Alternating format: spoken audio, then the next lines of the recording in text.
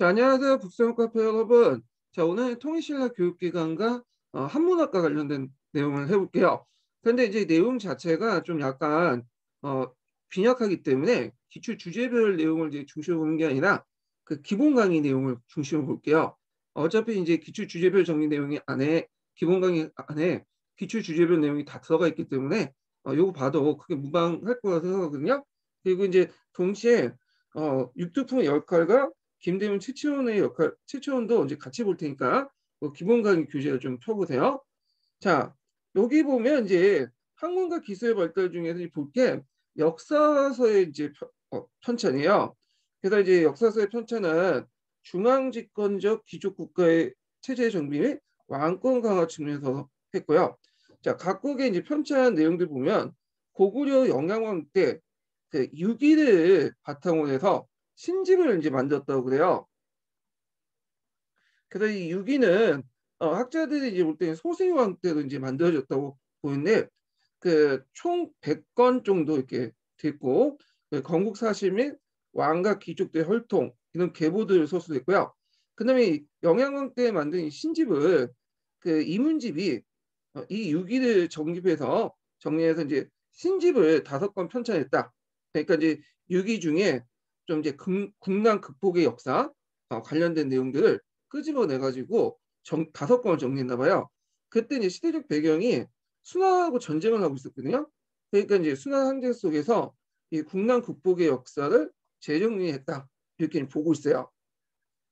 자, 그 다음에 이제 백제는 근초광 때 고흥이 서기를 저수했다. 이렇게 돼 있는데 이 서기라는 말 자체가 문서를 기록했다라고 이제 해석할 수 있기 때문에 서기가 고유명사가 아니라 이렇게 문서를 기록했다 일반 진술 서술어 이렇게 보는 학자들은 이걸 이제 뭐 기록을 했다라는 정도만 해석을 하시는 분도 있어요. 예, 근데 이제 보통 통사적으로 이제 서기를 저술했고요.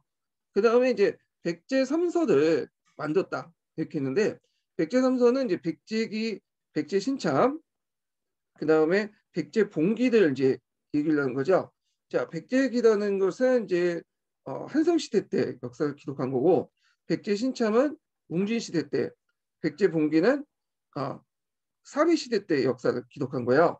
자, 이것이 나중에 일본 서기에 1차 사료 역할을 하죠. 왜냐하면 백제 유민들이 일본에 많이 갔잖아요. 그러다 보니까 이제 일본 서기 편찬할 때 많이 참여했어. 그래서 이제 그때 백제와 가야 관련된 기록을 할 때 이 백제 삼서를 뭐냐 많이 인용했다고 그래요. 자, 그래갖고 일본 서기에는 은근히 백제와 가야 관련된 내용들이 많아요. 물론 이제 상당히 좀 일본 측 입장에서 왜곡된 내용들이지만 나름대로 삼국사기의 백제하고 가야 부분이 상당히 저기 부족하거든요. 그 기록을 보충할 수 있는 부분이 일본 서기에 상당히 많다는 거죠. 그래서 이제 예를 들어 갖고 뭐 삼국사기에서는 마한 정국이 온조왕으로 돼 있는데 일본 서기에서는 친미달의 이 정벌이라고 하죠. 마한 정벌을 이때는 이제 근초광으로 돼 있어요.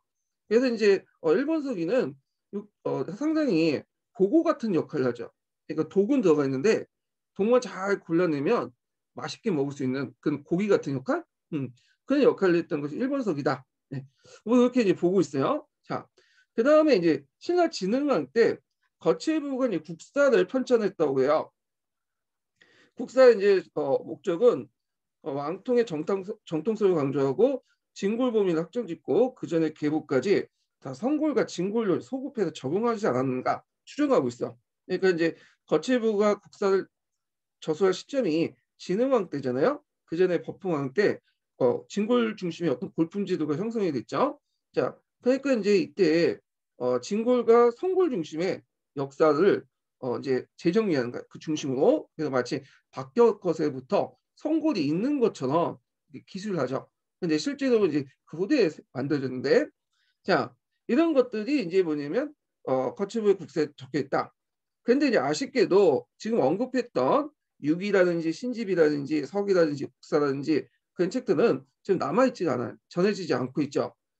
다만 이제 삼국사기라든지 삼국유사의 1차 사료나 아니면 그 전에 사료로서 그 뭐냐면 사용했을 것이다. 그래서 삼국사기와 삼국유사를 서술할 당시에 존재했거나 이런 사료들이 존재하지 않았더라도 그걸 바탕으로 했던 또 2차 사료 있죠. 2차 사료를 또 보고 그 삼국사기를 썼거나 삼국유사를 쓰는데 큰 어떤 근원이 됐던 자료가 됐을 것이다. 이렇게 학자들은 이제 보고 있죠.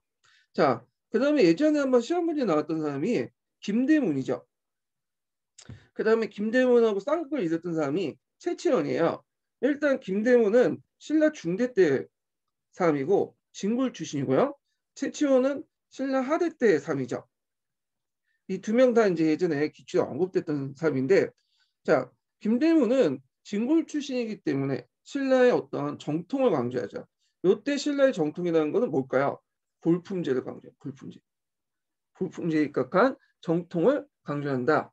그래서 이제 김대문의 저서는 지금 전달된 게 없어. 다만 그 이름이 남아있거나 나중에 삼국사에 쓸 때 1차 사료로 됐던 것들은 이제 많이 그 사용했거든요.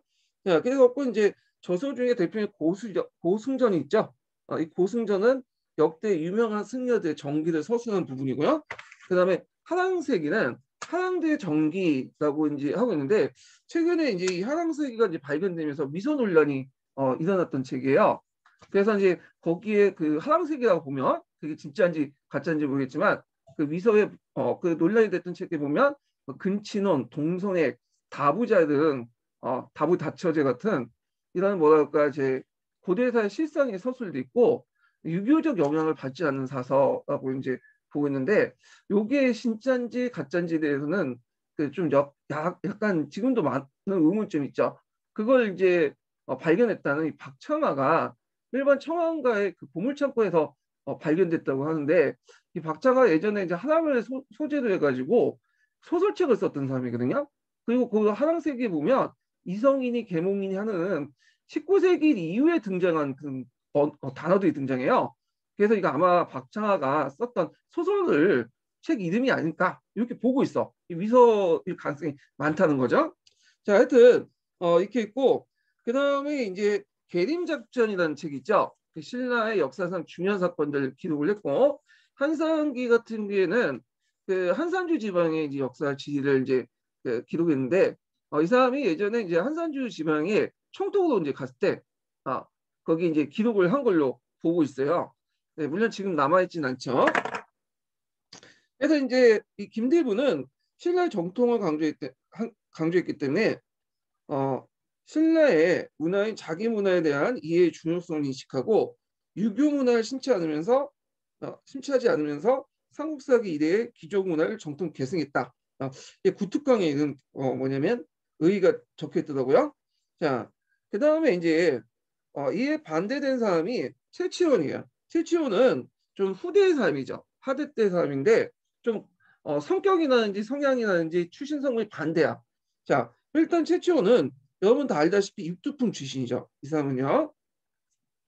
자, 그러니까 진골 중심의 어떤 골품제 사회에 대해서 상당히 비판했던 사람이야. 그러니까 이제 당연히 신라의 어떤 정통 이런 것들 무시하고 이 사람이 이제 유학 가서 빈곤과에 합격하고 그러다 보니까 유교 사상에 입각해서 신라의 위기를 극복하려고 했고 중국 문화를 모방을 하려고 했죠. 자, 그래서 이제 이 사람이 이제 그 저술했던 책이 제왕영대력이라는 건데 이 제왕영대력은 삼국사기에서 인용을 하고 있어요. 삼국사기에 이전돼서 그래서 이제 좀 알려져 있는데 여기는 유교적 사설을 통해서 신라사를 이해했다. 그래서 이것 때문에 예전에도 한번 20년도 기출문제 나왔죠. 그래서 신라의 왕호 표시도 고유형 왕의 친구보다는 왕으로 다 개설을 했어. 그래서 이걸 이제 김부식이 비판을 했죠.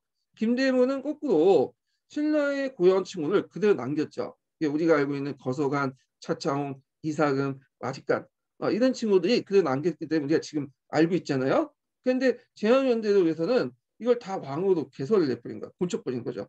개설하는 거는 유교적 의식에 맞게 뭐냐면 곤치는 걸 이제 얘기를 하는 거죠. 자, 그래서 이제 이걸 김부식이 비판을 했다. 그래서 이제 수레부작의 원칙에 어긋났다는 거죠. 역사를 있는 그대로 써야지 돈 쓰면 되냐. 수리부작의 원칙이 어긋났다는 거죠. 이게 예전에 정통사서의 어떤 역사서술 원칙에 관련돼 갖고 시험 문제 나왔거든요. 자, 그다음에 이제 사만설을 제시했어. 사만설. 근데 여기에서 이제 사만설은 우리가 알고 있는 사만하고 좀 위치가 인식이 좀 달라. 요때 사만은. 우리 사만은 이제 가야까지 포함되어 있는데 가야를 빼고 고구려, 백제, 신라를 각각 마한, 변한, 진화로 이렇게 인식을 했어요. 그래서 마한은 고구려, 변화는 백제, 진화는 신라. 자, 이렇게 인식을 했다. 이렇게 좀 기억을 해두시면 되고요. 이게 이 08년 전공 역사 기출 문제에 예문으로 나왔어요. 이 부분이요. 예. 자, 그 다음에 변륜체 문제, 사족 변륜체 문제로 선종 승려대 탑비를 이제 그 만들었죠, 썼죠. 그래서 이게 사사 비명이라고 이제 해가지고 네 개가 남아 있어요. 대승 복사비, 지진 대사적 도덕비, 진간서상 대궁 탁비, 남해하상 백월 보강 탁비. 그래서 선승들의 어떤 그 비문을 썼는데 지금 네 개도 남아 있는 그 탁비다 이렇게 보시면 돼요.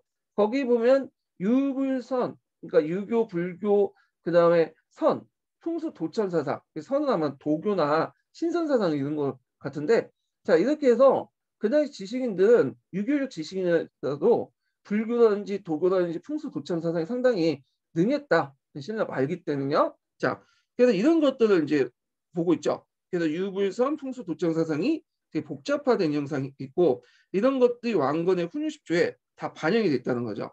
자, 그리고 이제 신라 하대상이지만 유교와 선종의 결합으로 이제 유교가 정치 사상으로 대두되기 시작해. 좀 뒤에 얘기했지만 고대 시대 때는 삼국 시대 때는 유교 정치 사상이라고 이제 반영이 안 됐어요. 이거는 이제 포박만 할 뿐이지 반영이 안 됐거든요. 근데 이때부터 유교가 정치 사상으로 이제 반영되기 시작해요. 예. 자, 그다음에 이제 여기 보면 이제 고대 이제 역사 서술의 특징을 보면 유아 국가적인 천하 의식을 보고 있다. 이게 이제 구특강의 표현인데, 자 이게 뭐냐면 보통 뒤에 이제 뭐 고려 시대나 조선 시대 들어가면 나름대로 이제 왕조의 어떤 업적을 강조하고 정치적인 어떤 정당성도 껴하고 역사를 통해서 그렇지만 없는 사실을 만들어 가지고 쓰진 않아요. 네.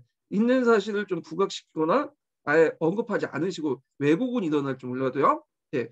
근데 고대 역사는 없으면 그냥 만들어내는 거야. 역사는. 그래서 이것이 또 내용들 보면 좀 지금 볼 때 좀 상식적이 맞지 않는 내용도 있죠. 신화적 세계관 같은 것들. 물론 그 부족 안에서는 그걸 받아들일지 모르겠지만 다른 국가든지 다른 사람들 있잖아요. 다른 부족의 사람들은 도저히 받아들일 수 없는 이치에도 맞지 않는 그런 것들인데 한마디로 자기 맛으로 이제 역사를 쓴 거예요. 그러다 보니까 상당히 종교적이고 낭만적이고 뭐랄까요, 신화적인 역사관을 이제 가지고 있었거든요.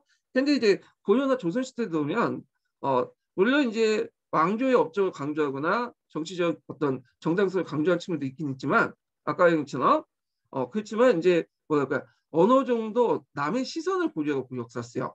그러니까 이제 중국이나 일본 사람 다른 나라 사람들이 봤을 때도 좀 약간 가장된 건 가장된 것 같지만 나름대로 합리성을 가지고 있고 어느 정도 타당성을 가지고 있다는 느낌을 줄 수 있도록 글 쓰는 거죠. 남의 시각을 고려해서. 그래서 이런 보편성, 다른 사람들 공유할 수 있는 보편성이 있는데 이런 그 고대 역사 소설은 그 보편성이 없어.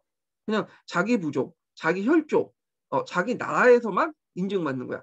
남의 나라에서 남의 혈족이나 남의 부족이 어떤 생각을 갖고 있는지를 이거 인정하는 만이 중요한 게 아니에요. 야, 그래서 이런 어떤 유아 국가적인, 유아 독점적인 어떤 천하의식 이런 것들이 반영돼 있다. 그렇지만 이제 이것이 유교사관이 이제 널리 확산되면서 점점 이런 것들은 없어지게 되죠. 점점 좀 약간 이치에 맞고 합리적이고 다른 사람들 볼 때도 좀 보편적인 방향으로 역사를 서술하게 돼요. 자, 그러면 교육기관을 볼게요. 자, 교육기관은 삼국의 교육기관은 이게 임용보다는 전공 그보다는 주로 어디에서 나오냐? 교육학에서 나오죠. 한국 교육사에서. 예. 그래서 뭐 교육사 공부한다고 생각하고 잠깐 이제 공부를 해주시는 것도 좋을 것 같아요. 자, 한번 살펴보면요. 자, 고구려 같은 경우에는 기록에 보면 태학이라는 게 있었다고 그래요. 소수영 때. 소수영 때 태학을 이제 만들었고, 그 다음에 경당이라는 게 있었다고 해서 지방에. 그래서 한화가 우수를 가르쳤다. 그 다음에 백제는 오경 박사를 뒀다고 하거든요. 박사라는 건 고대 시대 때 어떤 특정 분야에 뛰어난 사람을 얘기해요. 뭐 요거는 이제 학문적이든 기술적이든 이런 뛰어난 사람들 얘기하는데, 오경 박사는 이제 시경, 서경, 역경, 예경, 춘추 이걸 얘기하죠. 거기에 뛰어난 박사를 뒀고, 뭐 의박사, 역박사 이런 걸 뒀다. 그 다음에 이제 백제 그 한학이 상당히 학문적 실력이 뛰어났던 게 대표적인 걸 들려면 사택 지적 비문이라든지, 그 예전에 한번 시험 문제 나왔던 계류왕의 외교 문서 있죠. 상당히 뛰어난 한문 실력을 보여줬다고 하거든요. 비록 이제 북양제에 의해서 거절당했지만. 자, 그다음에 신라는 이제 한왕도, 뭐 임신서기석, 그래서 유교 교육을 강조했죠. 임신서기석은 교과서에서 많이 나와요. 두 명의 한왕도가 하나님 앞에서, 하나님 앞에서 맹세를 하면서 뭐 3년 안에 시, 상서, 예기, 춘추전을 이제 차례 습득하기로 맹세했다. 그걸 이제 적어놓은 건데, 그만큼 이제 신라에서도 유교 교육을 강조됐다는 거. 그다음에 향가나 뭐 서동요 뭐 있죠. 서동요는 무왕하고 관련돼 있죠. 예, 무왕과 선화공주 관련된 그것은 내용으로서 이제 삼국유사에 나와 있죠.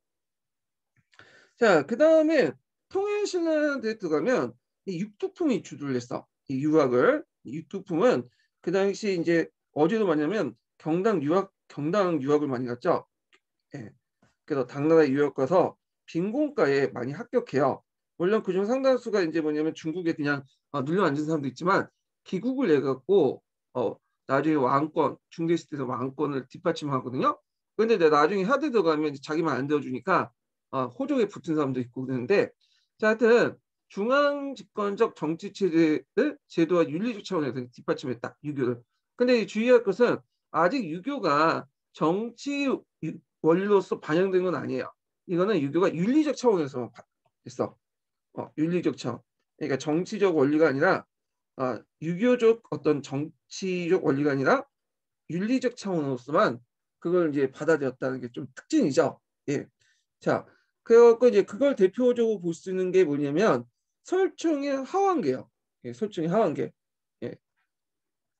하완계는 여러분들이 문학 시간에 한 번씩 공부를 다 해줬을 거예요. 이 하완계는 그 설총이 신문왕에게 하완계를 바쳐서 유교 도덕의 정치 이념을 제시했거든요. 그래서 뭐 국왕도 황락을 배격하고 도덕을 엄격히 지켜야 된다, 이런 식의 주장 내용인데, 이건 정치 원리로서보다는 도덕적 차원에서 얘기를 한 거죠. 근데 이런 것들이 이제 고대 시대 유교 정치의 유교의 어떤 한계, 이렇게 볼 수가 있어요. 자, 그다음에 이제 후에 뭐 국학이나 상품과 설치에도 주도했죠, 육두품이요.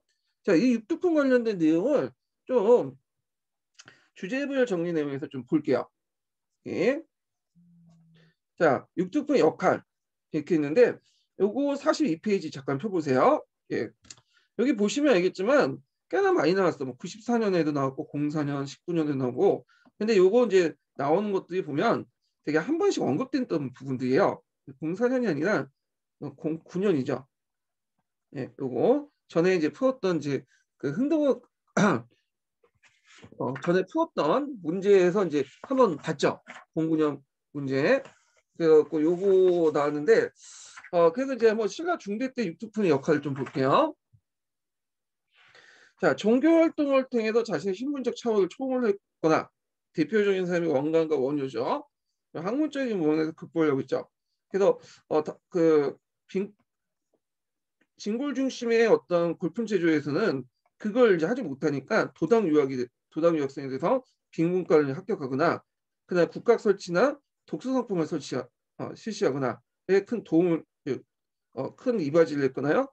간직에 진출해서 전제 왕권을 보좌했거나 진고 귀족들을 견제했던 게 신라 중대의 육두품이죠. 자, 근데 신라 하대의 육두품 이제 내 역할은 좀 달라졌어. 그래서 이제 최치원처럼 시문 28조 한번 올려놓고 안 받아들이니까 해인사에 도피하는 그런 사람도 있지만, 상당수는 또 뭐냐면 이들은 또 이제 호족들과 결탁을 했어요. 그래서 이 호족들의 결탁에서 그 당시 반신라적 경향을 띠고 있는 보인데, 대표적인 사람이 최승호나 최문희 같은 사람들이죠. 자, 근데 이제 얘네들이 그 반호족적, 반신라적인 어떤 성향은 좀 약간 뭐랄까요, 소극적이야. 그러니까 호족처럼 호족 세력도 좀 적극적이가 아니야. 왜냐면 말이 육두품이지만 얘네들도 이제 뭐 골품제 뭐 피해를 봤다. 그렇지만 그 상대적인 것뿐이고 실제 골품제 안에서 육두품은 상당한 위치예요. 나머지 뭐 5두품, 4두품, 3두품에 비해서. 그리고 지방민들 입장에 올 때는 상당히 쳐다볼 수 없는 높은 위치거든요. 그러니까 그들도 나름대로 골품제 안에서 좀 약간 기득권자예요. 물론 상대적으로 볼 때 진골보다는 기득권자가 아니지만 그러다 보니까 자신이 좀 조금이라도 기득권을 갖고 있다 보니까 호적처럼 적극적이지 못해. 호적은 골품제 안에 들어가지도 못하거든. 그러니까 당연히 골품제에 대해서 막 적극적으로 반항을 하잖아요. 이런 것들 좀 정확히 좀 기억을 해두시는 게 더 좋을 것 같아요. 자, 그러면 이제 다시 넘어가서 기본 강의 내용을 좀 볼게요. 자, 국학과 독서상품과를 보고요. 자, 국학과 독서상품과 관련된 내용이 예전에 036 기출문제에 나왔어요. 이게 자, 국학과 독서상품과의 목적이 뭐냐? 일단 뭐 상식 교과서적인 내용이지만 전제왕권을 강화하기 위한 유교정치 인연 수용, 전문적인 관료 양성, 여기까지 족적 세력을 중심한 고대 체제, 고대적 관료 체제를 탈피했다. 자, 이거는 쉽게 말해서 뭘 탈피했다는 거야? 이 족적 세력은 진골 세력들이 말이죠. 진골 중심의 어떤 그런 것들 탈피해서 실력에 의해서 이제 인재를 선발하겠다는데 이때 실력이라는 거는 유교죠. 유교. 그러니까 당연히 육두품이 많이 이제 등용될 수 있는 것을 목적으로 했는데 실질적으로는 이 국가과 독서상품과가 큰 역할을 못했어요. 원래 그 목적. 왜냐하면 육두품 세력들이 너무 강했던 거야. 아니 육두품 진국이족들이 너무 강했던 거야. 그러다 보니까 이제 골품제도 근간한 신라사의 진국이족들 반발 때문에 실질적으로는 제대로 운영되지 못했다. 그래서 육두품 세력들도 국학이나 독서상품과를 통해서 관료를 진출하는 것보다는 차라리 그냥 당나라 가자. 예. 그래서 도당 유학생이 됐죠. 도당. 그래갖고 이제 이런 것도 좀 기억을 해주시면 될 것 같고. 자, 그 다음에 먼저 국학을 볼게요. 국학은 언제 만들어졌냐면 신문학 때 만들었어요. 중대 때 만들었죠. 예전에 국학의 설립 연도 물어본 적 있죠. 682년. 요거 정확히 기억을 해두시고. 자, 그래서 이제 국학에서 뭘 배우냐면 논어하고 호경을 이제 필수 과목 배우고요. 오경하고 문성 같은 그 과목들을 선택 과목으로 봐요. 그래서 이제 논어하고 호경을 되게 강조했다.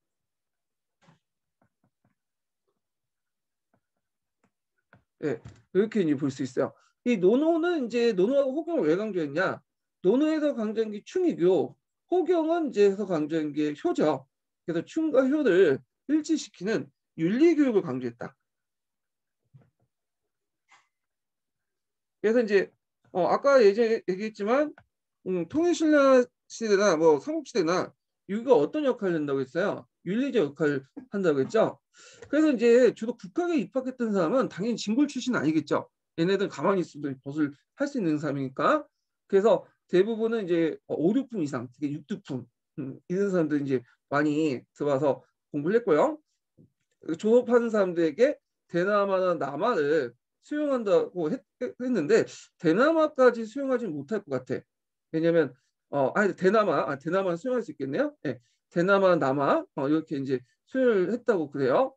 자, 그렇지만 이 국학은 아까 말한 것처럼 이 골품제의 보수성에 실패했어. 그래갖고 일단은 뭐 크게 이걸 통해서 이제 육두품들이 많이 진출한 건 아니에요. 예, 그렇지만 이제 의의는 있죠. 이걸 계기 위해서 유교가 학문적 발전하고 지배적 정치 이념으로 나중에 정착되는 중요한 계기를 마련했다는 거야. 예, 물론 아직까지는 불교가 이제 정치 이념이었지만 앞으로 이제 고려 시대 나갈 때 정치 이념으로서 정착되는 하나의 뭐 계기를 마련했다 이렇게 보시면 될 것 같아요. 예. 자, 그 다음에 독서 상품과를 볼게요. 독서 상품과 실시했던 때는 언제죠? 월성왕 때죠. 하대예요, 이거는요. 네, 788년이죠. 그러니까 국학이 설치된 지 100년이 된 후야. 그래서 이제 이거 약간 과거제도하고 비슷한데 관리 등용의 기준을 유학 공부 수준에 따라 3등급으로 구분해요. 그래서 그 골품보다는 실력 본위의 인재 등용을 했다. 골품보다는 실력 본위의 인재 등용을 했다는 거야. 그래서 이제 이때 실력이라는 것은 유학 공부죠. 유학 공부를 얼마나 많이 하느냐. 그렇게 이제 되는 것을 이제 기준으로 해서 뽑았다는 거죠. 예, 이거 같이 기억을 해두시고 이때 이제 그 주로 과목은 오경, 삼사, 제자백과서 이런 것들 공부했다고 그래요. 자, 그래서 이제 인문 교양을 시험에서 관리들 등용해서 정치 인용을 확립하려고 했다. 예. 자, 근데 이것도 뭐 골품제 한계 때문에 제대로 이제 뭐 발휘하지 못했죠. 자, 그 다음에 이제 유학을 볼게요. 유학은 이제 삼국시대부터 계속 도입을 했어. 한자가 들어올 때부터 유학이 발달됐다고 보시면 돼요. 한자가. 그래서 이제 그 삼국시대 때는 주로 윤리적 차원에서 도입했어요. 국가적 충성심이나 가부장적 권위를 이제 향상하고 어떤 공동체 선언과 결속을 장려하는 목적으로 충효신 같은 도덕적 규범을 강조했고, 그다음 경전에 대한 훈과학적 이해와 그다음 훈과학이 이제 널리 확산됐으니까 이제 중국에서 받아들였겠죠. 학문적 소양을 기반으로 명문의 외교장 문서를 작성하는 데 필요했다. 그래서 국가 간의 어떤 외교서신 아니면 저도 중국에 보낸 포문 이런 것들을 작성할 때 유학적 지식이 필요했던 거죠. 자, 통일신라 유학은 아까 얘기한 것처럼 육두품이 이제 주도를 했고요. 그 다음에 이제 중앙 집권적 정치체 제도와 윤리적 차원에서 뒷받침하게 했다. 그래서 아직까지는 정치 이념으로서 유학을 본격화되기 힘들었다. 이렇게 보시면 돼요.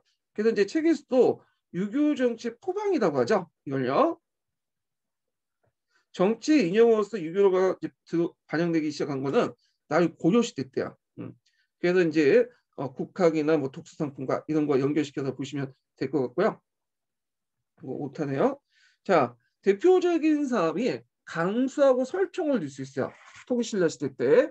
자, 이 강수하고 통근데 그 중에 강수를 볼게요. 이 강수는 원래 이름이 아니에요. 이 사람 이름이 아니라 이 사람도 이제 육두풍 출신으로 이제 보고 있는데 대가야 왕족으로 이제 보고 있어요. 이 사람이 이름을 정확히 몰라요. 이 사람은 다만 그 왕이 그 당시 이제 강수가 머리가 크고 단단해 보이니까 너 머리가 단단해 보인다. 이렇게 이제 해갖고 요게 머리 숫자 강할 간자 강수가 되는 거야. 그러니까 강수는 이름이 아니라 별명이라고 보시면 돼요. 별명.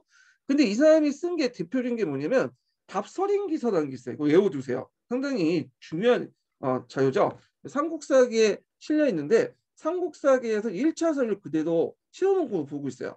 그 당시 이제 썼던 것들을. 서린기라는 사람 있죠. 나단 전쟁 때 우리나라 이제 대군 입고 쳐들어왔는데 그때 서린기가 편지를 보냈어. 신라에. 그 신라에 대한 편지를 뭐냐면 답변한 사람이 이 강수야. 답서린기서. 그래갖고 이제 이게 삼국사기에 실려 있는데 상당히 명문으로 이렇게 평가받는 그 기록이 답서린기서예요. 그래서 이 답서린기서 안에서 그 내용이 나오죠. 너네들이 우리하고 나당 동맹 맺을 때 약속하지 않았냐. 남쪽의 땅은 누가? 신라 갖고 그 다음에 이제 고구려 백제를 멸망시키는 신라 남쪽의 땅 대동강 이남의 땅은 우리가 갖고 너네 이북의 땅은 너네들 주기로 했지 않냐. 그렇게 약속해놓고는 왜 이렇게 쳐들어오냐. 그런 식으로 이제 막 공격을 하죠. 그래서 이제 하여튼 이 답서링에서 좀 외워두시고 자, 그다음 청방 입문서 같은 외교 문서를 작성하는 등 무열왕과 문무왕 때 통일 사업을 보좌했던 사람이 강수였다. 이렇게 보시면 되고요. 설총은 또 이 설총은 이제 이두 평성으로 되게 유명하죠. 이두 원효의 아들로 이제 뭐 알려져 있는 사람인데 그래서 이두는 이제 우리나라 글자하고 한자가 다르잖아요. 그래갖고 이걸 이제 우리나라 그 한자를 우리나라 음과 그런 것을 맞춰갖고 쓴 게 이두죠. 그래서 이제 나름대로 한문교육의 대중화를 이제 큰 공헌을 했던 사람이다. 이렇게 평가를 해볼 수 있고 그다음 하한계 아까 처음에 얘기했죠. 하한계 유교의 어떤 도덕적 성격을 반영했던 것이 하한계다. 풍왕서라고 또 해요. 이거를요. 자, 그다음에 이제 하여튼 근데 통일신라 유학은 기득권을 보호하려는 이제 진골귀족 때 반발로 그다음에 지배 이도로서 불가능했고 진골귀족과 절충하고 타협하는 수밖에 했다. 그래서 유교 정치를 그냥 포방하는 데 근쳤고 줄로 윤리적 차원에서만 강조됐다. 이거 기억을 해두시면 되고요. 그다음에 신라는 이 목판 인쇄술이 상당히 발달됐어요. 이 목판 인쇄술. 그래갖고 이제 이 목판 인쇄술이 발달해서 지금 현재 남아있는 세계 최고의 목판 인쇄술이 있죠. 이게 뭐냐면 무구정간 대다라리경이에요. 요거는 좀 상식적으로 외워두시는 것도 좀 좋을 것 같아요. 그래서 현존하는 세계 최고의 목판 인쇄술. 그래서 불국사 3층 석가탑을 해체할 때 2층 옥신 상면 중앙에 복장물로서 발견된 건데, 다라리경이라는 것은 불교의 가르침의 요체를 신비적으로 이제 힘을 갖도록 믿도록 하는 주술문이에요. 예. 그래서 이런 것들이 있는데, 이 다라리경은 770년에 일본 법률사의 다라리경보다 20년 앞섰다고 그래요. 그래서 이제 당나무로 이걸 만들었는데, 당나무로 만든 건 우리나라에서 만든 종이들의 특징이거든요. 그래서 이제 얇고 질기고 아름다운 백색의 특징을 갖고 있어요. 예. 근데 중국에서는 자기가 만들었다 이렇게 주장을 하더라고요. 중국 애들은 특기가 남의 것도 다 자기 거라고 하잖아요. 뭐 김치도 자기 거고 한국도 자기 거고, 문화적 기반이 다 없나 봐. 예전에 문화대혁명 때 지네 거 예전부터 쭉 내려왔던 고유문사 다 문화재 다 파괴하고 나서 남는 게 없으니까 맨날 남의 걸 가지고 자기 걸 우기는데, 이게 말이 안 되는 게 뭐냐면, 일단 당나무를 만들었다는 거는 신라에서 주로 당나무를 만들었거든요. 재질이 다른 거야, 중국 종이하고. 그다음에 얘네들이 주장한 게 축천 문자가 있다. 그러니까 축천 시대 때 있죠. 그러니까 천주태우가 이제 만들었던 문자가 있었는데, 이 축천 문자가 있다는 거야. 근데 그거 가지고 이게 자기 거라고 주장하기 힘든 게, 그 당시 당나라 교육관에서 몇 장 사용할 수 있잖아요. 예. 뭐 그거 가지고 이제 좀 하기는 좀 그렇다는 거죠. 하여튼 이거는 신라가 인쇄한 불경으로서, 목판 인쇄술 불경으로서 상당히 오래된 불경이다. 목판 인쇄술 찍어낸 불경 중에 이거 좀 기억을 해주세요. 무구정간 대다라리경. 예.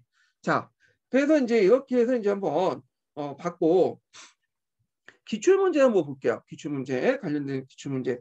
자, 7번 문제 볼까요? 7번 문제. 자, 7번 문제 보면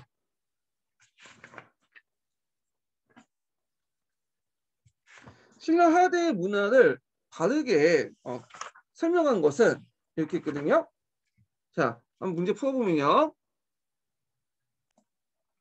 자, 여기 이제 신라 하대의 문화를 바르게 설명하는 것은 하면, 선종의 유행으로 조형미술 발달했다. 아니죠. 선종은 조형미술의 발달하고 상관없어요. 오히려 쇠퇴했죠. 이 선종은 교정이 너무 화려하고 이게 보이는 것들만 이제 강조를 하니까, 원래 이제 불교 대도가자라는 경향을 갖고 있고, 그래서 어려운 불경보다는 마음이 중요하다, 불성이 중요하다. 그래서 불성이 깨우치면 부처가 될 수 있다는 논리를 내세웠기 때문에, 외부의 지리를 통해서 부처가 되는 것이 아니라 내부의 지리를 통해서 부처가 되려고 했던 종이에요. 나중에 좀 더 설명하겠지만, 그래서 거대한 석탄 대신에 내 마음속에 있는 내부의 진리, 그러니까 불심이죠. 불성을 깨우치는 게 중요한 거잖아요. 그래서 큰 어떤 탑을 만들지 않아요, 교정처럼.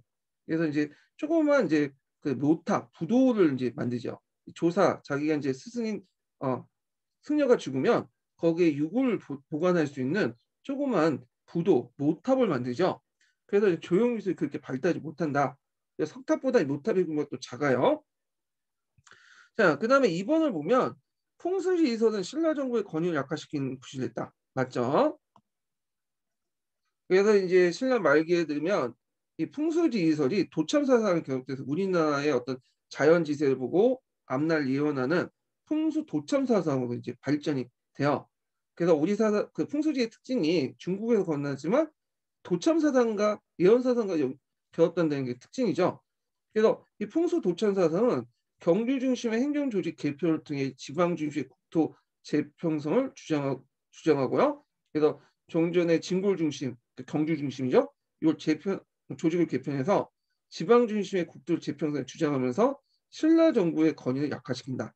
그래서 각 호족들이 각기 자기에 맞는 풍수 도참 사상을 내세우면서 자기 호족이 결국에는 고려 왕조를 대체해서 새로운 왕조가 될 것이다, 이렇게 주장을 하잖아요. 물론 이제 여러 풍수들은 지금 없어요. 풍수 도착 사상은 다 고조 왕조가 통일되고 나서 왕건 중심의 풍수 도착 사상만 남았죠. 이게 도선비기에 남아 있는 거죠. 그래서 이제 이걸 통해서 고려 건국의 정당성도 많은데, 아쉽게도 이 도선비교조차도 조선 초기 때 태종 때 없어졌어. 이게 비기주를 다 없애다고 해갖고, 그래서 지금은 고조사나 고조사 조류에 약간 남아 있어요. 여기요. 예. 자, 그다음에 3번을 보면 어, 봉토 둘레에 12지상을 조각한 적성 목갑군이 나타났다. 일단 적성 목갑군은 뭐냐? 이건 돌무지 덜널 무덤이죠. 이 돌무지 덜널 무덤은 4세기에서 6세기 때 만들어진 무덤이에요. 4세기에서 6세기. 그래서 이제 신라에 가보면 경주에 가보면 대왕릉이 있잖아요. 대왕릉 아주 큰 무덤도 있는데 이 무덤군들이 그때 만들어진 거야. 그래서 이제 평지에 구덩이를 파서 지상에 돌을 깔고 나무각이나 나무 간을 배치시킨 다음에 맷돌로 덮고 그 위에 봉토를 씌우는데 되게 크죠. 그래서 이제 이 적서목갑부는 미추왕부터 해서 지중왕 시기까지 김씨 왕조의 왕권을 확립하는 데 과정에서 만든 양식이고요. 상당히 규모가 커요. 네. 그래서 이제 있는데 이게 나중에 이제 거푸왕 때 들어가면 뭘로 바뀌냐면 법황 때는 이제 불교가 공인했던 시기잖아요. 그러니까 이 거대한 무덤을 통해서 왕실의 권위를 나타나보다는 불교를 통해서 왕실의 권위를 살리는 방식으로 채택하게 돼요. 그래서 막대한 인력을 소모하는 무덤을 만드는 형태보다는 그 무덤 규모도 이제 좀 적어졌어. 소박해졌어. 그래서 고구려 백제의 영향을 받아서 구유식 돌방 무덤 형태로 바뀌죠. 이 적성 목각본이 구유식 돌방 무덤으로 바뀌어. 그리고 구유식 돌방 무덤의 한 형태가 앞에 있는 봉토둘레에 12지상을 세운 거야. 예. 그래갖고 이제 요거니까 요거는 이제 구유식 돌방 무덤 이후부터 등장한 거야. 그러니까 이제 신라 하대 문화니까 요것도 일단 팩트가 안 맞고 요거는 신라 중대와 관련되니까 요때 이제 등장한 거 물론 신라 하대 때도 그랬지만 중대부터 등장했죠. 자 이거 맞지 않죠? 자 그다음에 4번을 보죠. 김대문의 저술을 통해서 우리 문화를 주체적으로 인식했다. 맞는 거 같죠? 이거 왜 근데 틀렸을까요? 자 지금 물어보는 게 지금 하대예요, 중대예요? 네, 요거는 하대죠. 김대문은 신라 중대 다음이야. 그러니까 그냥 틀려. 만약에 최치원과 관련된 내용이 나왔으면 맞았겠죠. 예, 그래서 최치원이 뭐 유교 중심의 어떤 것들을 강조했다. 이렇게 얘기하는 건 맞을 수 있지만 김대문은 하대 사람이 아니라 중대 사람이기 때문에 이렇게 보시고 아까 제가 이제 이 사람이 쓴 여러 책들에 대해서 언급을 했잖아요. 하랑색이라든지 고승전이라든지 계림작전, 그다음 한상기 등등. 그리고 이제 이것 좀 기억을 해두시고 20년도에 그 당시 이제 김부식이 그 김대문의 이제 뭐냐 신라 왕후를 그대 받아들이면서 최치원을 비난한 그 내용이 있어요. 이것도 같이 기출 공부하면서 좀 파악을 해두세요. 자, 그 다음에 8번 문제 보죠. 8번 문제. 8번 문제는 이제 한문 해석 부분은 기출문제 그 분석편에 있어요. 좀 볼게요. 자, 다음은 삼국사기에 대한 실린 사료이다. 읽고 물음에 답하시오. 03년 문제인데 신문양 2년에 6월에 국학을 설치하고 경 한 명을 두었다. 자, 그 다음에 시정 독서 상품가, 독서 상품가를 정하여 버스길을 오르게 하고, 그 다음에 여기 뭐 자시점 및 얘기 및 문서를 읽고 그 뜻을 능통하고 아울러서 논어와 호경을 받은 자는 3등, 국내 논어 호경을 읽는 자는 중등, 그 다음에 국내 호경을 읽는 자는 하등. 그래서 이런 사람들 채용했다 이런 내용이거든요. 그러면 여기는 이제 국학과 관련된 거고, 요거는 독서 상품과와 관련된 거죠.